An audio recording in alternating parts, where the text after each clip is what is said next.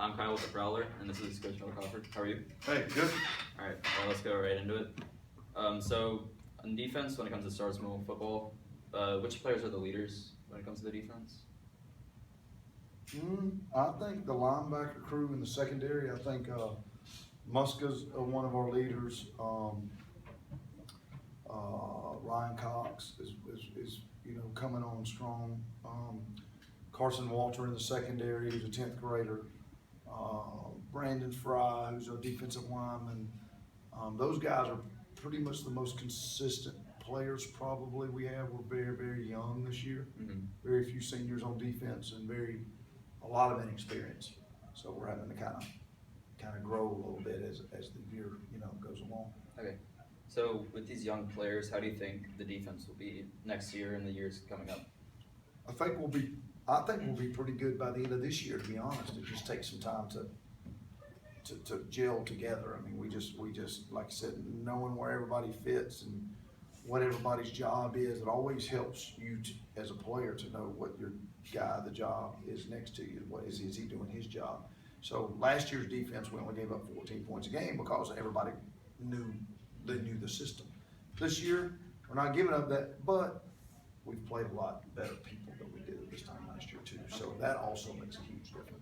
Do you think there's a strong team bond among the defense? I do. I think this team is really closer than the last year's team, to be honest. It's just that, they're frustrated because they're not getting the results that they want. And they're just 15 to 18-year-old guys that want to win so badly, but they also got to tip your hat to the opponent that we play. They want to win too. So we just got to continue to do what we're doing and continue to work on what they're coached to do to be able to figure out the defense and what fits us best. What do you think the defense, what do you think the strengths and weaknesses are when it comes to defense? Our strengths are definitely the first 4 games. The numbers prove that. Our pass coverage. Our pass coverage has been pretty good. We forced Sandy Creek into a couple of interceptions. We picked a couple of balls off against Chapel Hill. Our weakness, though, however, our pass defense is pretty good because our run defense is not. We're not very good at run defense right now. People being able to run the ball on us. And you just got to keep working and get better. That's just the only way that you get through it. Nobody's going to feel sorry for you. Nobody's going to stop playing because you're not stopping the run. They're going to keep running it at you until you stop it. So that's kind of our motto is we got to stop the run and make people throw it on us. And right now that's a little bit reversed. Why do you think that the defense is having trouble with stopping the run? Just new players in all these spots. That's all. And like I said, in high school there's such a big difference and disparity in talent that you don't realize, especially in the game of football. So, we've played Noonan, who has almost 3,000 kids to pull from. We've played Northgate, who's very good. We've played Chapel Hill, who's a little bit, we edged them out, and then Sandy Creek, everybody knows who Sandy Creek is. And we probably played Sandy Creek, to be honest with you, we probably played them better than the first 3 games we played. But it was just, we're just having a lot of trouble just fitting where we're supposed to fit. Okay. So you said that the defense could improve stopping the runs. Is there a certain way that you could tailor your practices towards this improvement? Yeah, we do that. We do that every day. We have certain plays that the other team runs that we practice, and then we'll have a lot of times we have people in position, but they just don't finish the play. And we're always harping them on that. In order to stop a play, you got to be in position to make a play, number 1. Number 2, finish it. And right now, we're just not finishing. So you think that's just a lack of experience? Yes. A lot of it's just lack of experience playing, and I see him kind of growing up a little bit. I expect good things this Friday. Okay. I looked at the stats, and it said that the defense is, we're getting scored on 4.5 touchdowns per game on average. You said that it's probably due to a lack of age and experience. Do you think that as the team gets older and bonds together more, how significantly less do you think it'll be? Oh, we cut that in half. Last year we gave up 14 points a game. Everybody's great and everybody's happy.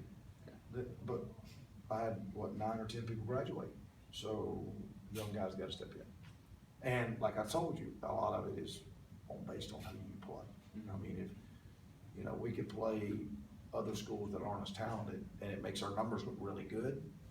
But then, we give up 34 points against Northgate, but Creekside gave up 62 to them. Mhm. So, you see what I mean? So, they're pretty good teams. Yeah. We're playing good teams. Now, you keep talking about like how these players are like, last year it was like they're getting the results they wanted and they have a positive outlook on the game and they're ready to go into games to win. And now like the defense, not as good as last year. How do you think that attitude is affecting the play? None. I've seen no, they're frustrated. It's not an effort problem. They're just frustrated. And matter of fact, this team, like I said, is probably closer than last year's team. Is that this year's team's not getting the results as last year's team. Okay. So it's not a problem of hard work and bad attitudes or anything like that. It's just trust the system. Mhm. Go finish a play. Okay. We're in position to make plays, Mhm. but you got to finish a play. So and they will. They'll, like I said, I've been in this business long enough to understand that you just don't walk out there on the football field and win automatically. It's just like any other sport. You got to put the work in. You got to kind of get a chemistry with your teammates, and I see good things coming. I mean, like I said, we still control our own destiny. We could win this region. So we're 1-3 right now, but the first 4 games were kind of preseason games. Yeah. All right. How do you think the team's gonna do this Friday against Morrow? I think we'll be fine. I think last week I finally kind of saw a light go on with them where they got excited. I mean, nobody expected us to be 21-21 in the fourth quarter of St. Creek. And then they started giving it to their Division I back, and we just couldn't tackle them.